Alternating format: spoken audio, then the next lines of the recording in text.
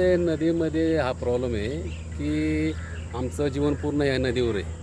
आणि आता हल्लीच्या दृष्टिकोनातून जे चाललं आहे डंपर वगैरे नदी बुजवण्याचं काम, त्याच्यापासून आम्हाला खूप धोका आहे. आणि आमचे पूर्ण जीवन असल्यामुळं पुढं चालून काय होणार आहे. गटारी नदी सोडले आहे, ते हे लोक म्हणतात की आम्ही नदीचं शुद्धीकरण करतो, आतापर्यंत काही केलेलं नाही आहे. आणि पूर्ण नदी बुजवत चाललेले आहेत ते लोक. विचारलं ते म्हणतात शुद्धीकरण करतो. शुद्धीकरण म्हणायच्या झाडं तोडत आहेत, नदी बुजवत आहेत. तर ह्याचं अर्थ काही कळत नाही आम्हाला. तर पुढे चालून आमचं पर्यावरण पण दुष्ट होतं आहे.